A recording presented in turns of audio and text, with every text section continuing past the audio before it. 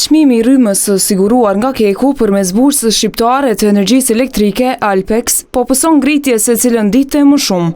Për të martën, konsumatorët që nënshkruan kontrata furnizimi do të paguajnë 109,66 euro për megawatt orë, derisa për 2 ditët paraprake i u faturua rreth 25% më pak se kaq.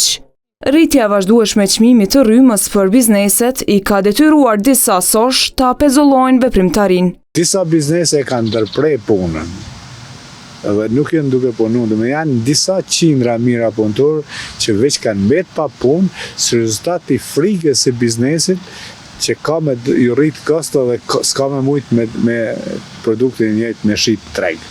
Dhe kjo është tepër shqetësuese për ne. Këto biznese nuk dojnë të deklarohen për momentin se ju rrezikohet tregu. Përderisa përfaqësuesit e bizneseve po bëjnë thirrje për pezullim të vendimit për liberalizim të tregut, duke paralajmëruar protesta, Keku po i fton bizneset që të lidhin kontratë me të. Deri tash, 15 kompani zgjodhen Kekun për të siguruar energji. Kontratat bëhet thirrje që të lexohen mirë para nënshkrimit. Duhet t'i analizoj jashtëzakonisht mirë përmbajtjen e tyre në mënyrë që të sigurohet se të njëjtat janë vërtet të përshtatshme dhe të favorshme për funksionimin e tyre. Sidoqoftë, me cilin do furnizues që nënshkruan marrëveshjet e furnizimit me rrymë, pritet të dëmtohen të gjitha kategoritë. Me ngritjen e çmimeve apo tarifeve të biznesit ose ndjenjën furnizues përvështeson gjithë ku përvështeson ekonomitë familjare.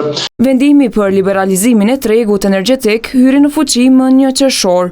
Keku do të jetë furnizues i përkohshëm për një periudhë 2 mujore e quajtur tranzitore për të gjitha bizneset me qarkullim mbi 10 milion euro ose më shumë se 50 të punësuar, duke e blerë energjinë në bursën Alpex.